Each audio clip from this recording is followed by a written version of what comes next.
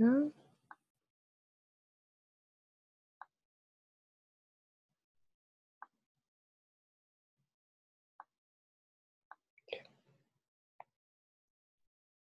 Great.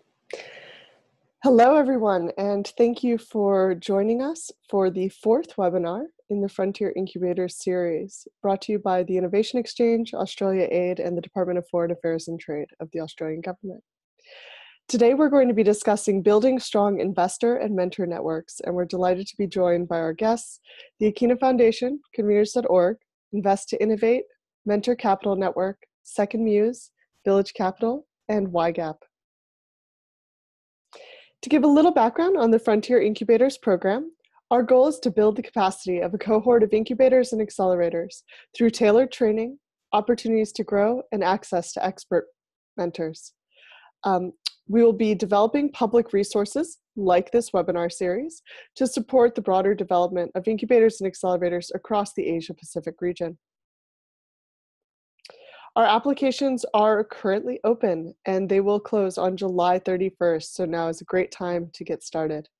We will be announcing the cohort of programs that are selected to receive support on around October 2018, and then we'll be delivering capacity building from November 2018 until June of 2019. Our presenting partners include all of these incredible organizations, and we are so grateful for your support during the webinar series we've been leading over the last month. As a reminder, you can apply for the Frontier Incubators program at frontierincubators.org before July 31st. You can join us on social media at #FrontierIncubators. And if you'd like to explore any partnership opportunities or other ways to get engaged with the program, please email us at hello@frontierincubators.org. And so with that, I'm going to go ahead and get us started with our presenters today. Thank you all for joining. Great. So as a very quick kind of rule of housekeeping, welcome to those of you who may be new to using Zoom. We will be taking questions via the chat box. So if you scroll your mouse to the bottom, you'll see a little bubble with 3 dots in it. That's for opening up the chat window. Use that to type in any questions throughout our conversation here tonight. We'll be happy to incorporate those. As I mentioned earlier, we are recording this call, and as we shared via email, and we'll share out again later this week or next week, you'll be able to see the write-ups from the webinars that have already taken place, as well as view the recordings from these videos. So with that, I'm delighted to introduce our panel. We're going to go by name, organization, briefly sharing a bit about your work. And then the question we'd love to kick off with is, how do you approach building lasting relationships with investors? And does that approach change when you're connecting with mentors? And so with that, I'd love to kick it off with Guy Redding from the Akina Foundation. Hey, thanks very much, Avery. Actually, I'm going to pass straight over to our General Manager of Programs, Chris O'Neill, who's going to talk for the most part for Akina on this session. Thanks. Over to you, Chris. Thanks, Guy. Kia ora, everyone. Lovely to meet you. I'm Chris from the Akina Foundation. We grow social enterprise across New Zealand and the South Pacific through the work that Guy does.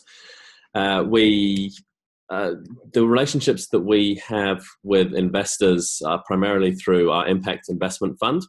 So the approach we've taken there is actually a partnering approach, recognizing that we are not always best positioned. So the partnership that we have, we focus on the pipeline for the investors, and then we have a partner organization who is an investment focused organization who focus on bringing the investors to that relationship, the commercial investors, whereas we focus on the relationship with the philanthropic investors.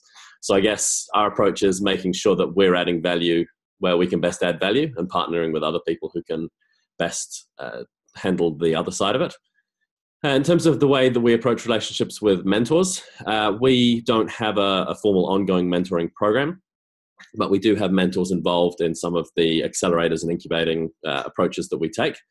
And the approach there has been about being the connector between the organization and the mentor, and taking quite a light touch approach with mentors. So helping out with the initial connectivity between the two organizations, and then letting the organizations frame up the specific relationship that they want from each mentor.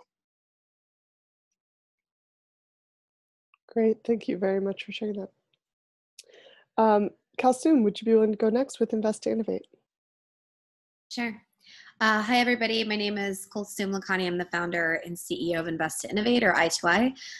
We support startup communities in frontier markets, which falls pretty well into what Frontier Incubators does. But we've been operating in Pakistan specifically for the last 7 years, though we are now in the process of growing our work to Nepal and have done work in other geographies. But Pakistan's been our main base of operations, where we started the first startup accelerator in the country that's now been running for 7 years, are launching an investment fund, and then do research and data to help outside players understand, enter, and navigate the market, as well as internal players.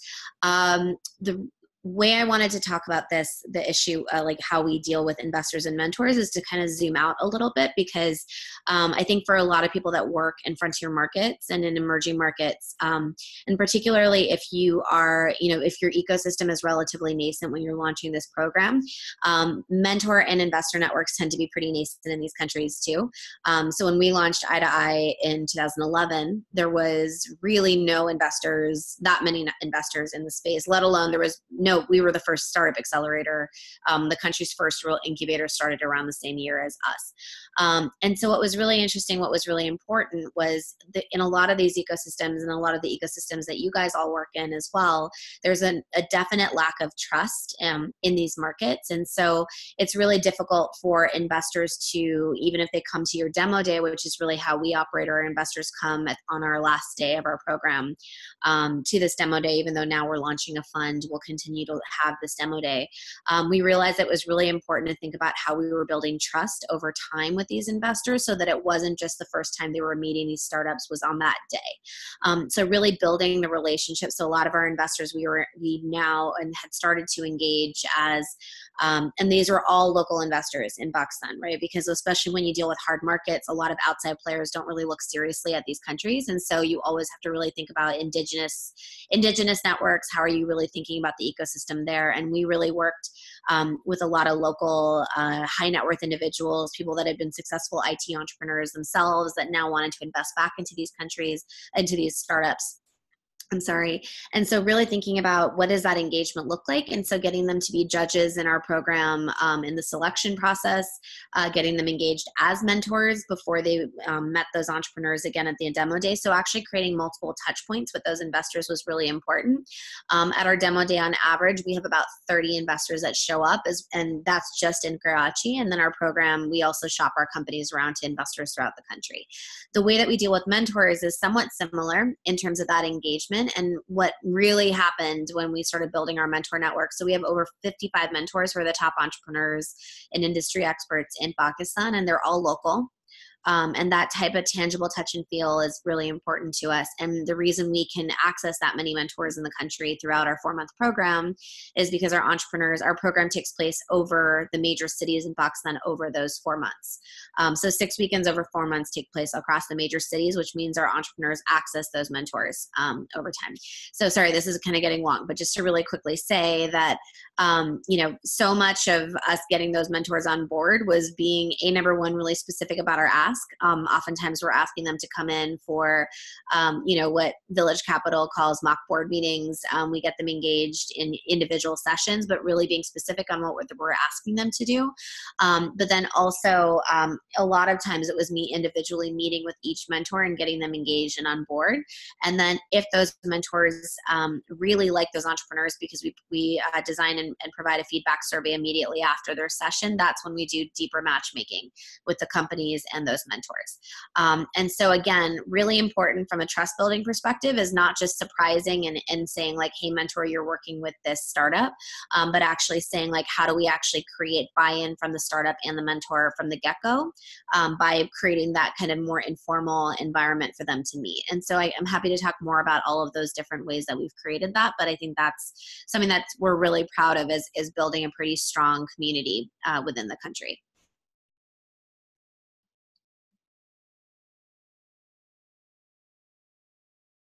I think you're on mute, by the way. Is that working now?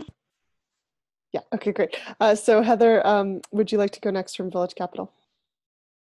Thank you. Sure, thank you. Hi, I'm Heather Matrango with Village Capital. We support early stage entrepreneurs in sustainability and economic opportunity sectors, investing directly in companies in the US, Sub-Saharan Africa, Latin America, and India, and have partnered with organizations through our Build Cap Communities program to support entrepreneurs in earlier markets around the world, including markets in Southeast Asia. So thank you. I'm excited to be here. To answer your question on how we engage investors, we really engage investors twofold. We have an affiliated investment fund, VilCap investments. So we have LPs and high net worth individuals, family foundations, and some institutional investors in that fund. In addition, investors are a key component of our program. I will echo some of what Colson said in terms of really tapping the local investor network. For us, the way that we approach investors is to ensure that we're building a mutually beneficial relationship. So when investors come to our programs over time, they know that they're going to meet quality pipeline, quality companies through the program. And in addition, we have conversations with investors beforehand about some of their pain points or what they're looking for. One of the biggest points of feedback that we often receive from investors is that they're inundated with requests, but it's difficult to,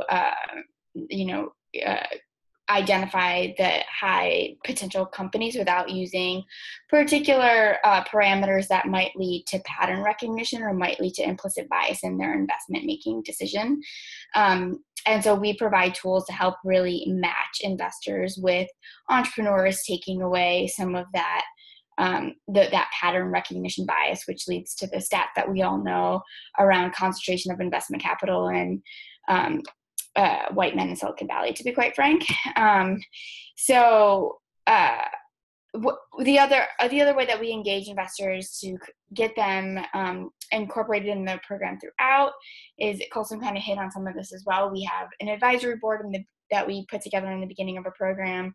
We work with that advisory board to not only define the problem statement for our program, so where are we going to focus that particular program, whether it's supply chain issues in agriculture or secondary education in India. And those investors are bought in at the outset because they help define that problem statement. In addition, they are part of our selection committee, so they provide feedback on the actual companies that we choose. And then we have them participate during key points throughout the program. Our programs are very much focused on building relationships with external stakeholders, whether those are strategic partners, so other types of mentors, or investors. We also typically have our program move from location to location. So it's also echoing a little bit of what Colson said about having the program located in a place where it's easy for investors to meet the companies because they don't have to travel far. So it might be major cities that have some sort of hub around that particular sector that we're working in.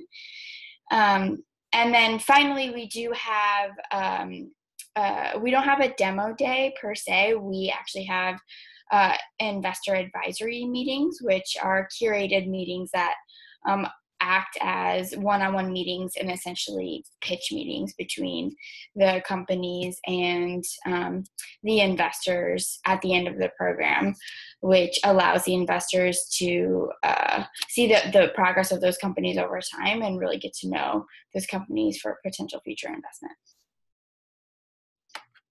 Wonderful. Thank you so much, Heather. With that, I'd like to invite Ian Fisk from Mentor Capital Network to go next. Good morning, afternoon, and evening, everybody. As the name of our organization suggests, we focus on the mentors, although we have a pool of investors that we serve as pipeline for. And part of our programming results in 10 to 15 different people each writing up feedback on the company, resulting in a 30-page document, which the investors are often quite excited to see and read. But here are what was originally 14, but thankfully 6 of them have been hit. So here are 8 or 9 points on some of which may repeat on building the strong relationships with the mentors. And many of our entrepreneurs become mentors in future years. We're looking at people in a pipeline, not just for investment, but for building the community over time. We've worked with folks in more than 90 different countries. We're almost completely virtual. And what we're trying to do is connect people who are solving the same problems, but not competing for the same customer, because as has been mentioned, trust is a huge issue.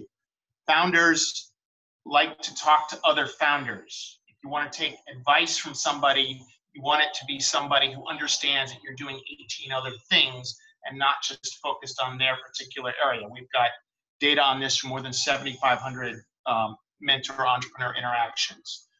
We're very keen on asking folks to engage with things to which they'll say yes or no, but not maybe. So instead of, in 25 years of mentoring work, I try never to use the phrase, would you be a mentor? Because that's a question to which most people respond, maybe, as in, I'd love to, but how much time are we talking?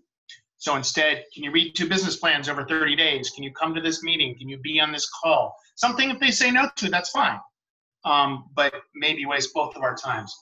Our entire program is set up so that the mentors and to a certain extent the investors and the entrepreneurs choose each other. We studied a lot of dating sites before we sort of did this iteration. There's a lot of work around the mentors provide a certain level of feedback in a variety of forms, and then the entrepreneurs decide who was helpful to them. And not only do the investors get to see the feedback packets, but the other mentors get to see what other smart people had to say about the same company, which has been one of our great recruiting and retention efforts. People love to sort of compare with the other folks. Again, with the pipeline, we have even as they're coming in as entrepreneurs, because who are the best people to provide commentary and feedback and support to other social entrepreneurs, people who know what they've been through.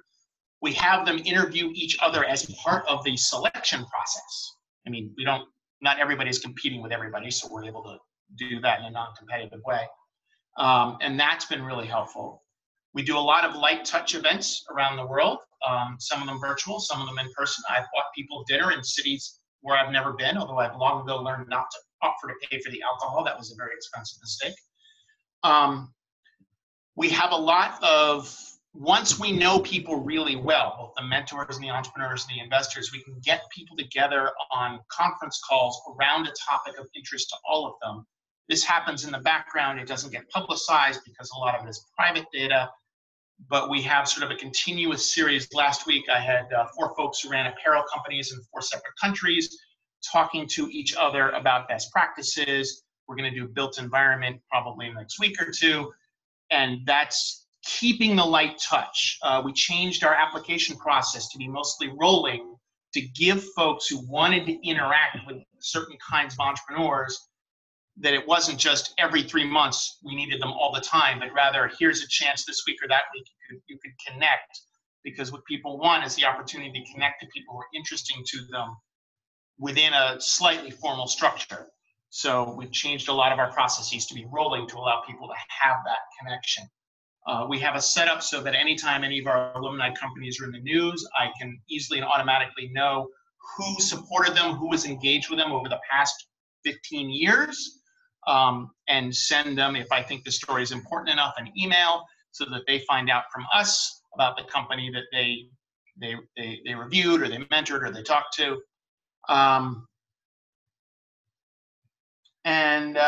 There's more, but it's been covered and we got a lot of people on the call. Thank you, Ian. Will, would you like to go next to share from Second Muse's perspective?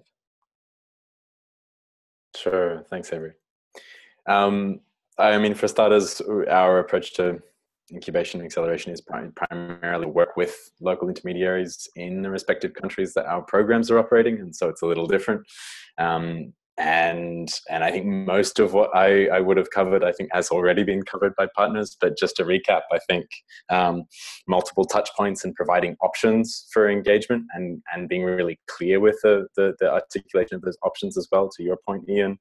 Ensuring that it's mutually beneficial engagement and that there are established rhythms around that engagement as well, so that you are creating value in some way as well, and creating space also. I think structured engagement is one thing, but actually creating some unstructured space where people have an opportunity to get to know one another, whether these are your investors or whether these are your mentors or your strategic partners, I think is a critical one as well.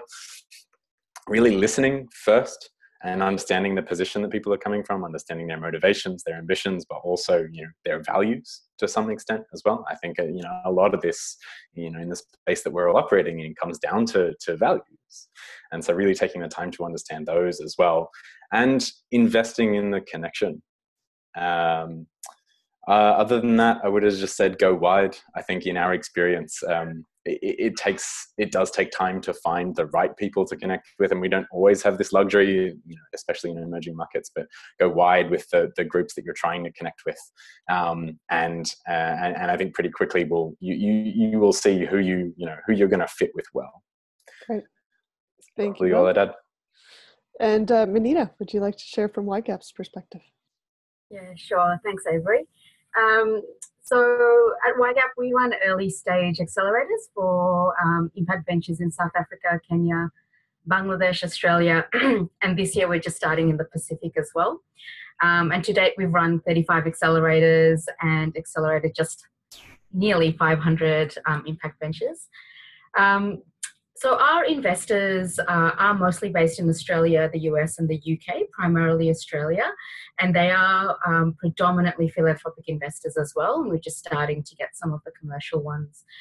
And how we built those relationships, I mean, we're 10 years old, and we had I guess we were lucky that the CEO prior to me was our founding CEO, was very well connected in the sector and very well known.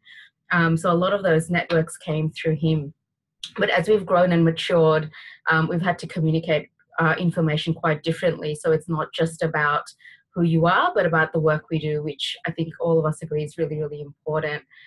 And we are very similar to a lot of what has been said.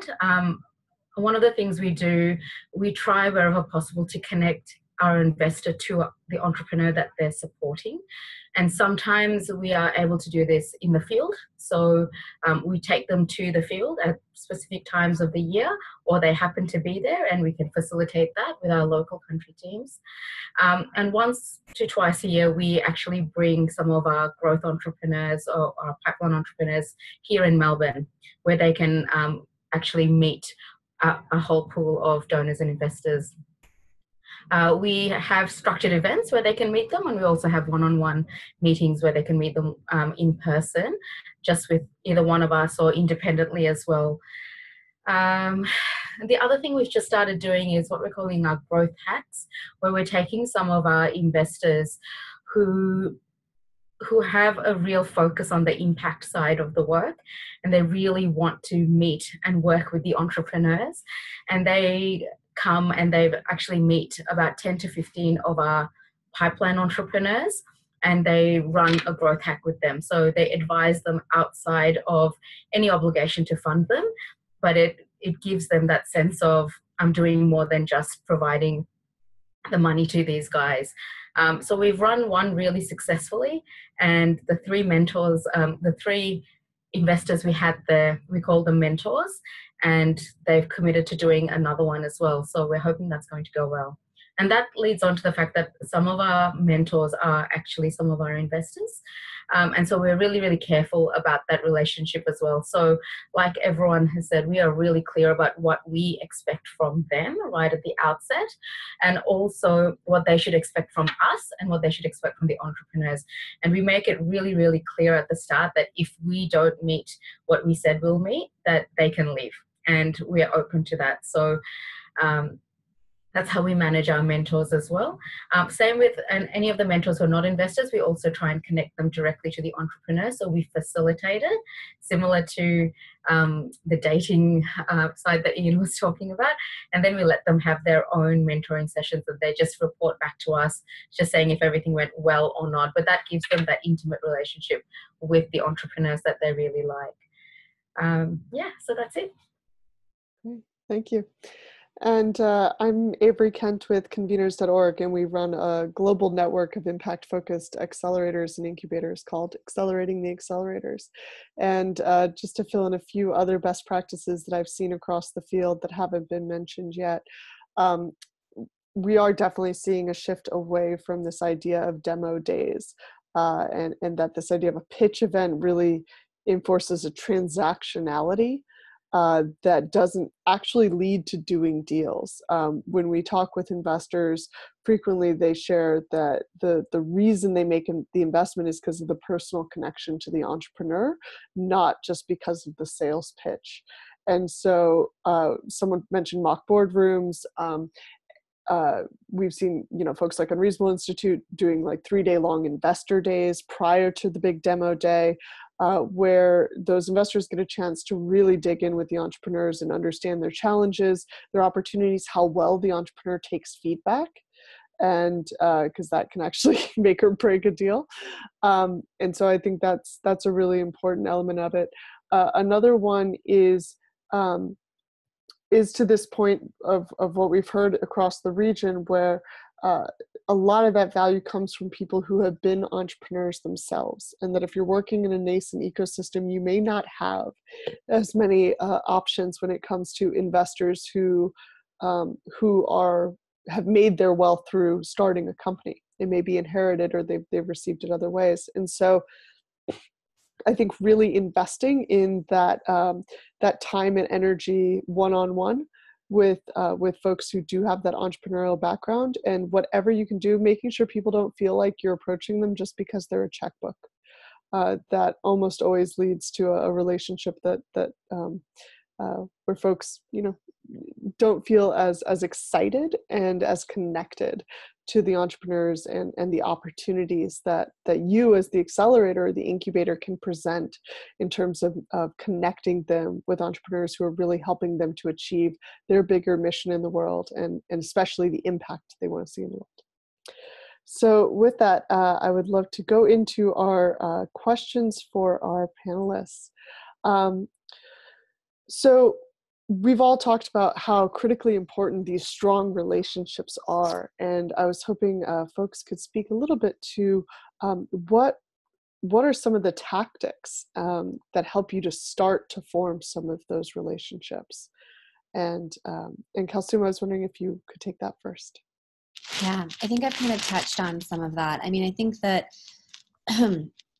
so I think what tends to happen in ecosystems where there are a lot of incubators and accelerators that are coming up, and this is the case in Pakistan, is that we all tend to share in this, like, it's almost like this incestuous relationship that mentors are constantly involved in a lot of different programs. And so I think that the way that I've really thought about engagement and just making, because obviously, like, everyone's asking for everyone's time at this point, especially as if an ecosystem is nascent, there are not that many really strong mentors. They're all going to be demanded of. And so, so for me, a tactic that I did in the very beginning when we started Eye to Eye was kind of what I said. I literally had chai or tea with every single mentor that we brought on. I don't have as much time to do that anymore, but at the time when it was really kind of getting them engaged in our mission and our vision and what we were building, that was our early mentor network. And so much now has been, as we've grown, so many of our past entrepreneurs have actually become mentors in our community, which is also something that I think is really important, is how are you building buy-in from and those, we talked about this on the selection call too, they are your best ambassadors, but they also, as they grow as their companies, they become really amazing mentors and almost at a peer level, which I think really kind of creates a really great it reduces the power dynamic that sometimes happens, particularly in more traditional societies and countries where you see very, in my opinion, kind of awful power dynamics between investors and startups happen. And so a lot of times having that type of peer connection is really strong and really good. I think for us, kind of what a bunch of people have talked about so far, and I talked about it earlier too, is again, the touch point thing I think is really important, and being very specific. So oftentimes for someone who's really, really hard to get as a mentor, because they're, really high clout and, just, their time means a lot. Oftentimes we'll invite them to a dinner series. So we do dinners with our mentors. So we'll just have different kinds of sessions. So dinners with our mentors, thanks to being a BillCap community member ourselves, we do now also use mock board meetings, and that is very successful. So that is only asking for a couple hours of their time. Sometimes we'll do very targeted sessions. If it's someone that we want to bring in specifically for digital marketing within our curriculum, then we're asking them to do a more specific thing. So again, being very specific is very important, but also really thinking about what that engagement looks like. So we immediately send a feedback form right after their session is over. We ask not only for their feedback on the session themselves, but also their feedback on the startups who they want to stay in touch with. We ask our startups the same, and I think that's really important too, is what accountability, because not every mentor is awesome, and actually a lot of your mentors kind of suck, especially if they haven't. I provide a lot of guidance to our mentors before they come in, but sometimes they're just not great in those types of sessions, and so we've listened a lot to our entrepreneurs, and we tend not to ask mentors back that weren't really good at providing feedback. And so that type of engagement is kind of what I've touched about twice now, is really important to also keep your entrepreneurs in mind, and getting their feedback is really important in kind of building a stronger community too. Great, thank you so much. Heather or Manita, would you also like to contribute there? Sure, I can jump in. I think a lot of the tactics have been touched on through this conversation so far. Definitely the personal touch when first building relationships with mentors. So in a lot of our markets, we've worked for 7+ years, and we have great networks, but we do often go to new markets, and every time that we're entering a new market, we find local partners to help identify who those potential mentors could be, and then take the time out to actually meet with the individuals that we think will be very valuable to the program and to the entrepreneurs. And then making sure that you're respecting their time and driving value to the entrepreneur or to the mentors. I think this really falls in a broader theme that we at Village Capital hold as one of our values, which is people won't remember what you say, but they'll remember how you make them feel. So as long as you're building an experience that's meaningful for mentors, a lot of the little details don't necessarily matter. So you're curating relationships with entrepreneurs that are relevant to what that mentor is specifically interested in. You're providing them the space and context to have those conversations and build those meaningful relationships, whether it's through mock board sessions, which are much more time limited, or through other events like investor dinners, or you could get creative about providing informal opportunities for investors and mentors or mentors and entrepreneurs to meet. And Heather, two follow-up questions to that. Number one, when you talk about finding local partners who can help you identify, who are those connectors? Like, is there a list of, like, you go to the co-working spaces, you go to fill in the blank? Like, how do you find those local partners? Yeah. Meet with everyone and anyone when you're first entering a new market. So that could be co-working spaces. It could be other entrepreneur support organizations, whether they're incubators or accelerators that already exist in the ecosystem, key investors, and then more nascent ones, to Colson's point.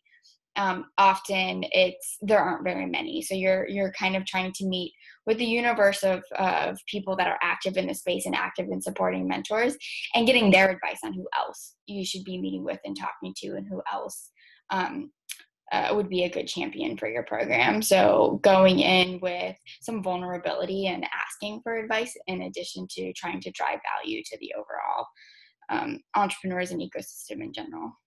Great. Can I just add to that as well? Yeah. Because I think there's so little information sometimes in a lot of these markets. And I remember when we first started working in Baksan, I ended up having one or two people that were my gut check people. So I would meet someone, either an investor or a mentor, and then immediately message that person that I really trusted, or that two people that I really trusted. And I said, what do you think of this person?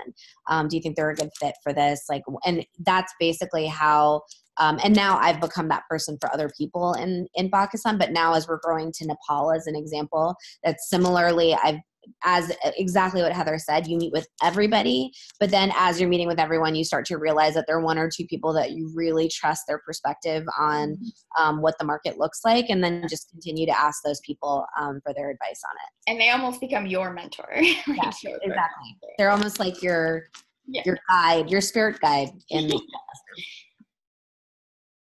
And I'd love, Guy, if you can speak to the topic you just shared via the chat around some of the challenges in more closed markets.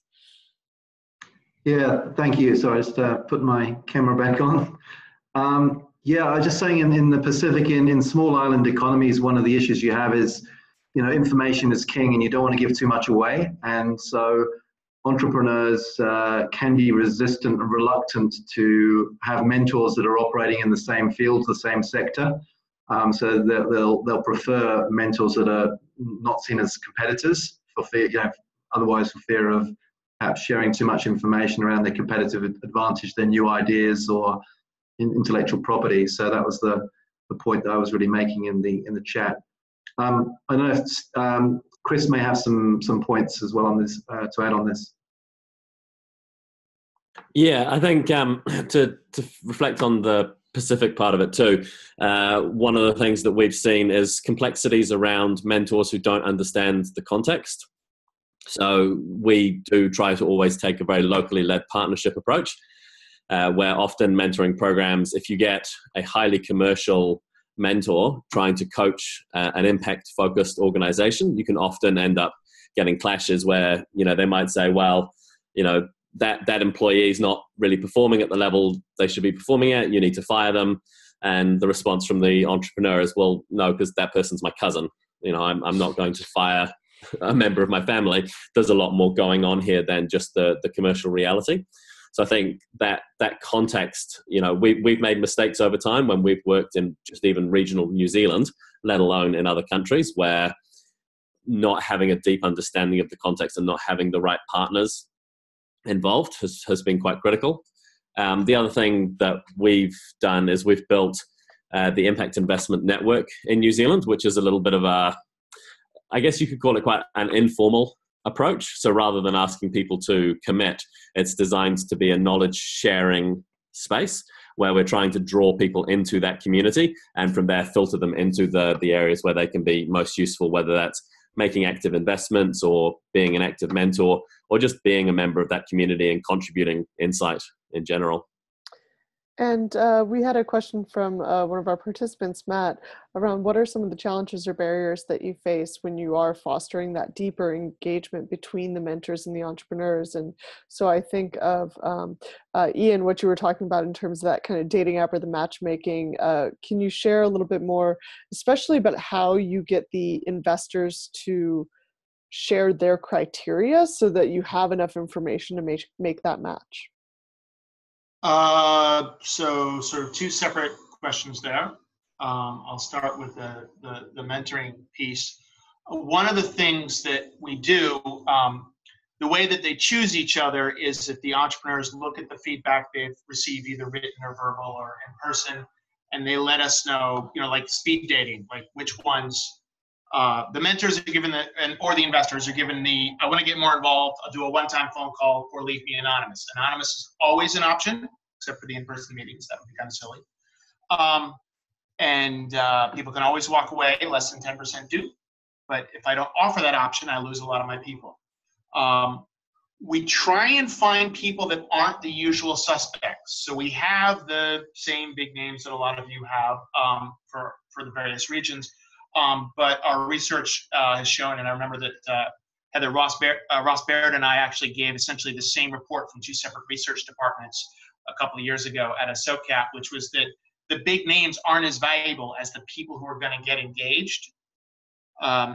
So we look for who's solving parallel problems, like who's doing the same work but not competing.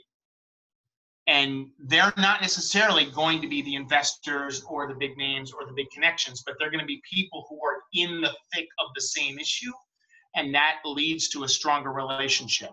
In terms of the investors and their criteria, we're not a fund. We're not actively. We're a passive pipeline arrangement. The investors know what kind of companies that we're working with. They get a chance to see both the quick summaries and the detailed feedback should they request it, as long as they contribute. So I don't let an investor just get the feedback. I don't just send the feedback packets out. The investor has to be part of the process. They've got to show some investment on their end, because we have a lot of folks who have Silicon Valley disease who just like to play investor but don't actually do it. And so we want to make sure that unless I personally know that the person is very engaged in the field, I make them jump through a lot of the same hoops that the mentors and the entrepreneurs have to do, which drives some of them away, but I'm fine with that. If they're not willing to be engaged, then I don't want them wasting the entrepreneur's time, because that is a problem with people coming around and having these sort of very, very particular criteria and wasting a lot of folks' time. We started as a traditional prize-based business plan competition and realized 12 years ago that we weren't actually adding value, having a bunch of people just jump through hoops to get a thing. And so making it three-way interactive, mentor, entrepreneur, investor, has been core to us for more than a decade. I don't know if that... No, I think that's great. And Chris, do you have more to add there? No, sorry, that was slightly delayed. That was the conversation that I had before. Oh, okay. Sorry about that. Great. So with that, we have another question from Donna, which is, I think, going back to this idea of we're in context where the field is getting more crowded. And like Kelsey mentioned, you start to chase the same mentors. And so how do you start to coordinate that between other accelerators who are also trying to get them on board? I can jump in there just because I was talking about it a bit before. I think so much comes down to mentor engagement. So what does your engagement process look like? And I think the programs that stand out in terms of the ones, and because I've been a mentor for other programs as well, we're really, really intentional about how we design our engagement process. And so we try to do it in a way that doesn't waste a mentor's time when they're there. We're very specific about why they're what exactly they're going to be doing. And then we provide so much information up front in terms of their, very detailed bios of our companies.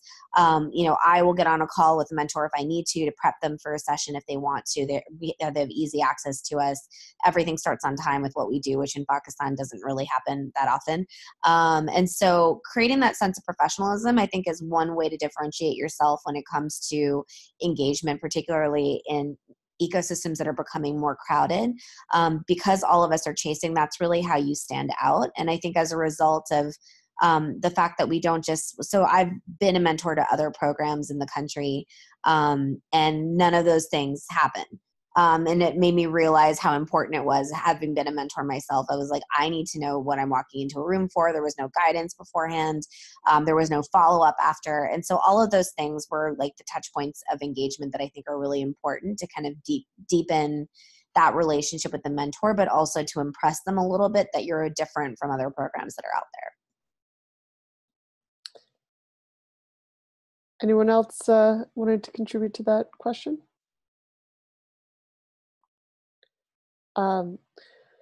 So shifting gears a little bit more to a kind of a more emerging markets frame here, there was an element I had mentioned around this idea of investors who really don't have that previous entrepreneurial experience. And so do you have any strategies for how you engage those investors who aren't prior entrepreneurs themselves?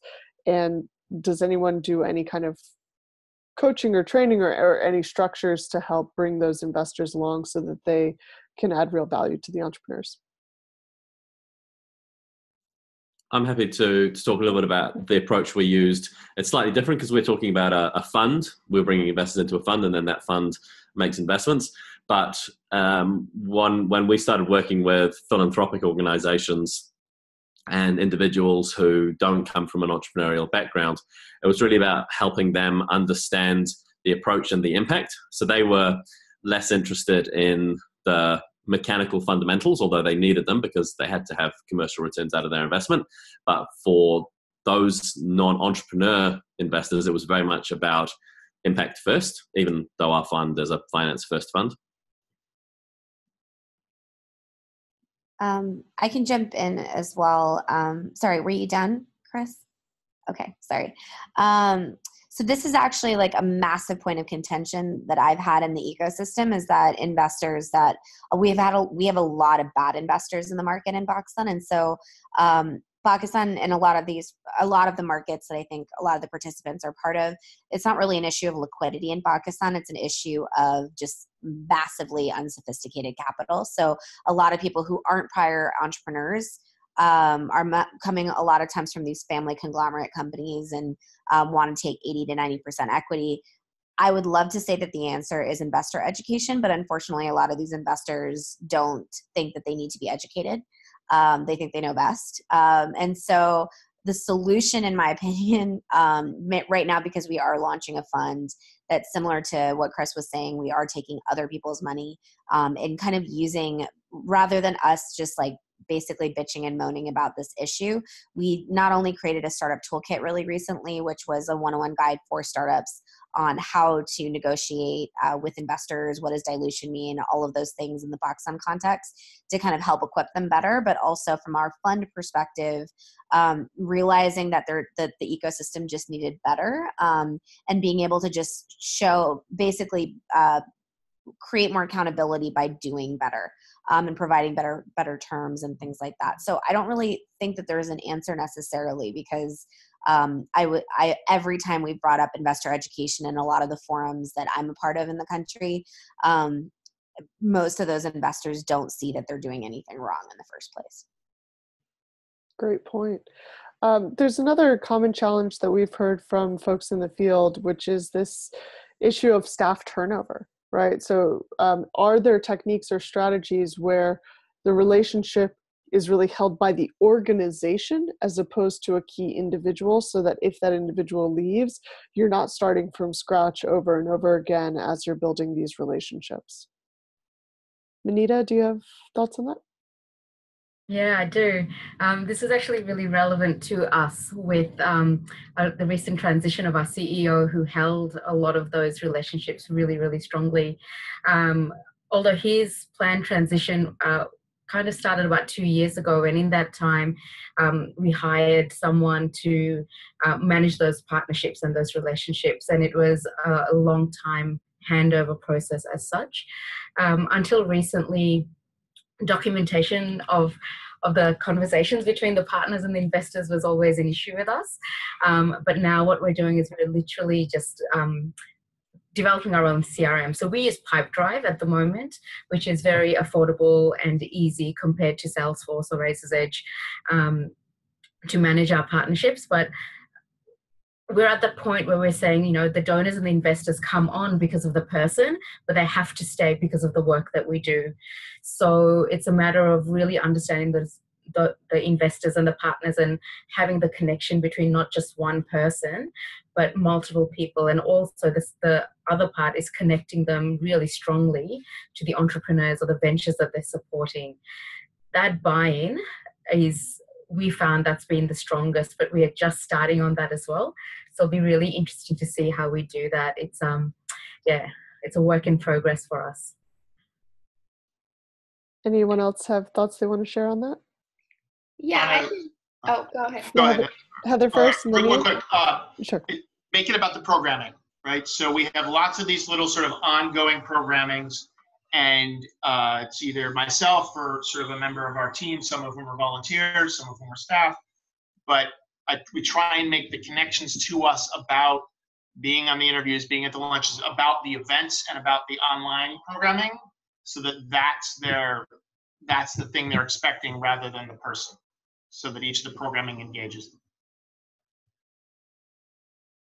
Great. And Heather?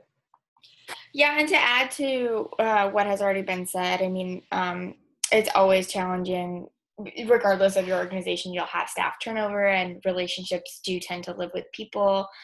So it's always challenging to maintain those relationships and have seamless handoffs. Of course, in an ideal world, you have a robust CRM that tracks all of your conversations and information. And we actually do use Salesforce, and it works really well.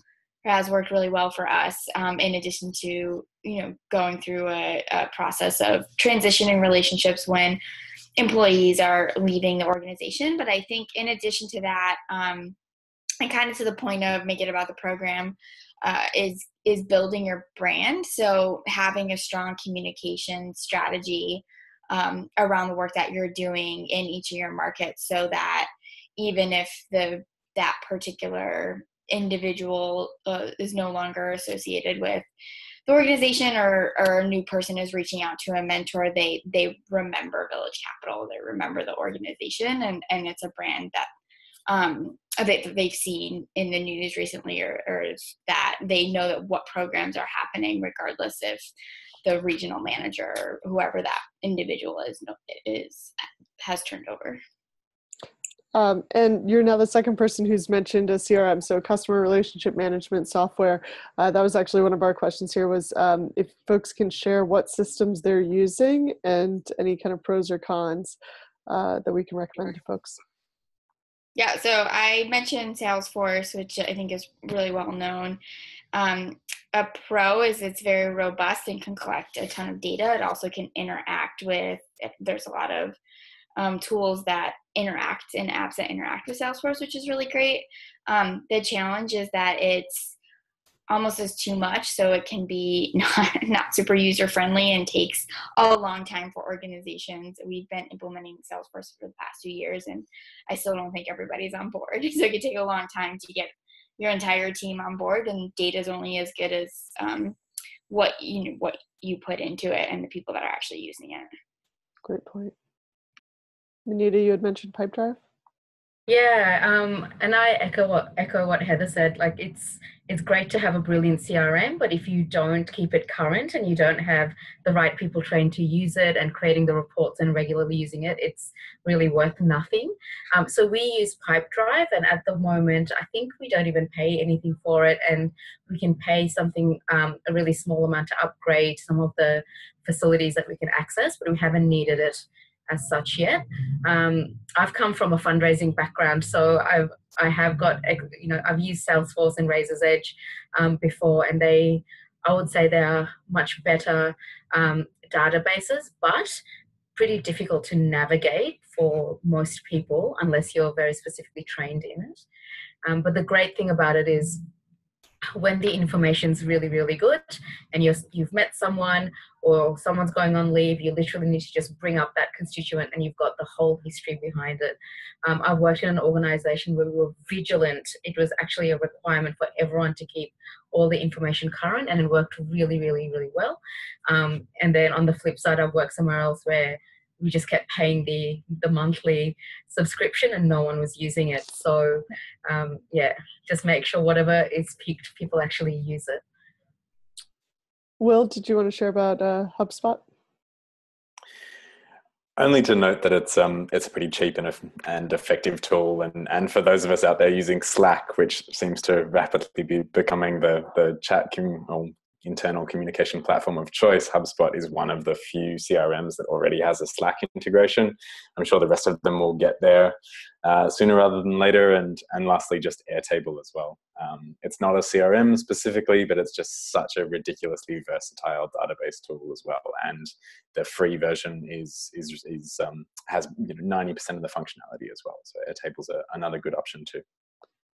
I'll mention Keela, which is a little bit broader brush. It also helps track things like donations. So if you are working with nonprofits or you are a nonprofit, it can help you in managing your donor relationships as well. But it's very integrated into Gmail and Google Calendar, which is part of what I love, because it can send you, emails or actually create calendar events directly. I think Pipedrive actually has that functionality too.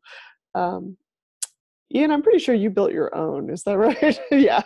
Yeah, I wrote something in FileMaker that sort of combines Salesforce and LinkedIn and a bunch of other things, and it does exactly what I want it to. But unless you've spent 10 years as a designing databases before you started you're running an incubator field, it's not necessarily the best.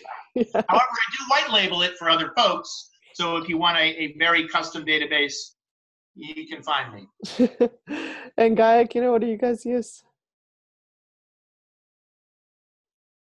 Well, so we use Capsule. So that also has that email functionality where you can add people simply. Once you've sent an email to them, you can add them to Capsule. You can then store the messages nice and easily. You can add notes. To be honest with you, probably it's not used consistently across the whole organization. So they've got some advocates and some others that aren't. Yeah, so it's a bit of a work in progress. I'm also a bit of a troglodyte on some of this stuff, and sometimes the good old Excel spreadsheet's good enough. Depends on how many relationships you're trying to manage. So, Chris, anything to add? I would just echo Will's singing the praises of Airtable. It's not a CRM, but if you're doing data management, it's pretty incredible. And again, like, it doesn't matter what tool it is if people aren't using it. It's a waste of time and money. I think eventually we'll probably go down a similar route as Ian of creating something that's a bit more custom and deals with the complexity of the type of organization we are and the many different things. I think the key thing for us around thinking about CRMs or thinking about any of these systems is what is the connectivity, what is the integration, because we're entering a world where we need platforms for impact tracking, we need platforms for customer relationship management tracking, we need platforms for activity tracking, and unless things connect with each other, you end up with these just awful silos. Yeah. So rather than the platform itself, thinking about how well you can connect into other platforms. Great. Well, thank you all so much. We are at time. This was the last webinar in the kind of current round of webinars that we're doing for the Frontier Incubators program. We're happy to share out as we have additional topics coming up in the future with all of you. And as another reminder, the Frontier Incubators application process is open until July 31st, and you can see more about that application online at www.frontierincubators.org. Thank you to all of our panelists for your time today and for sharing your insights, and thank you to all of our participants for joining the conversation. Wishing you a wonderful evening.